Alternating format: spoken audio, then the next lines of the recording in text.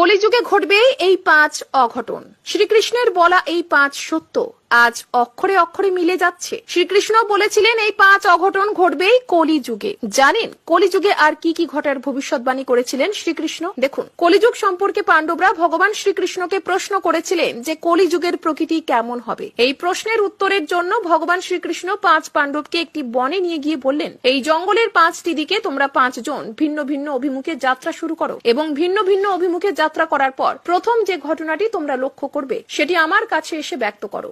ভগবান শ্রীকৃষ্ণের কথা অনুযায়ী পঞ্চ পাণ্ডবরা জঙ্গলের 5টি অভিমুখে যাত্রা শুরু করে। সবার প্রথমে যুধিষ্ঠির ফিরে এলেন। তিনি শ্রীকৃষ্ণের কাছে একটি অদ্ভুত ঘটনার কথা ব্যক্ত করলেন। তিনি দেখতে পেলেন 2 সুর বিশিষ্ট একটি হাতি জলাশয়ে খেলা করছে। এই ঘটনাটি দেখার পর তিনি শ্রীকৃষ্ণের কাছে এসে সম্পূর্ণ ঘটনাটি ব্যক্ত করেন এবং অদ্ভুত 2 সুর হাতিটির প্রকৃতি সম্পর্কে জানতে চান শ্রীকৃষ্ণের কাছে। শ্রীকৃষ্ণ যখন বলেন যে কলিযুগে মানুষ হবে ঠিক এই রকম, কলিযুগের বেশিরভাগ মানুষ হবে মিথ্যেবাদী এবং স্বার্থপর। তারা মুখে এক কথা বললেও কর্মক্ষেত্রে সম্পূর্ণ ভিন্ন থাকবে, অর্থাৎ কথা, প্রতিশ্রুতি এবং কাজের মধ্যে কোনো মিল তাদের থাকবে না। তারপর ভীম ফিরে এসে তার অভিজ্ঞতা ভগবান শ্রীকৃষ্ণকে জানালেন। তিনি বললেন তিনি একটি গরুকে তার বাছুরকে চেটে চেটে আদর করতে দেখেছেন, কিন্তু এত মাত্রায় বাছুরটিকে চাটছে বাছুরটির গায়ের ছাল উঠে রক্তক্ষরণ হচ্ছে।